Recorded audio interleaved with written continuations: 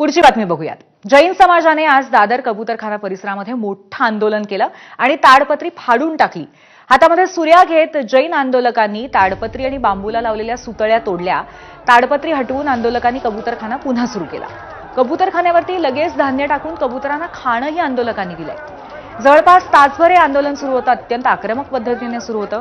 सकाळी 10 वाजता पूर्वनियोजित असलेलं आंदोलन रद्द झाल्याचं खरं तर आधी सांगण्यात आलं, मात्र अचानक 10:30च्या दरम्यान शेकडो आंदोलक इथे जमा झाले आणि त्यांनी आंदोलन करत रस्ता जॅम केला, ताडपत्री फाडून टाकली आणि या सगळ्या आंदोलनामध्ये स्त्रियांनी सुद्धा ताडपत्री फाडण्यासाठी मोठा पुढाकार घेतला होता।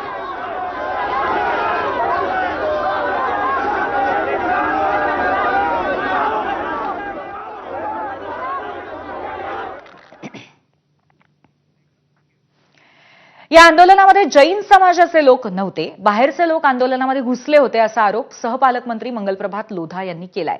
त्यावर मनीषा कायंदे यांनी काय उत्तर दिलंय पाहूयात। मी या बघितला, नंतर मी अधिकाऱ्याशी पण बोललो आणि मध्ये जाऊन ते ट्रस्टियाशी पण बोललो।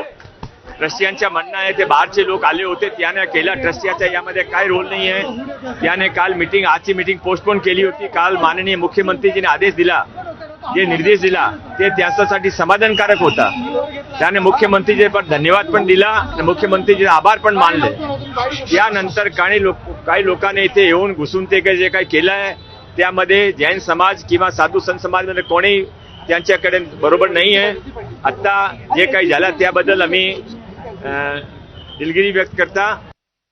त्या तिकडे एक जैन मंदिर आहे, त्यांनी त्यांच्या मंदिराला का जाळ्या लावल्या आहे? त्यांनी तिकडे पक्ष्यांची, ज्याला आपण पिजन नेट म्हणतो, त्या का लावल्या आहेत? नाही, यांना कोणी आणलं?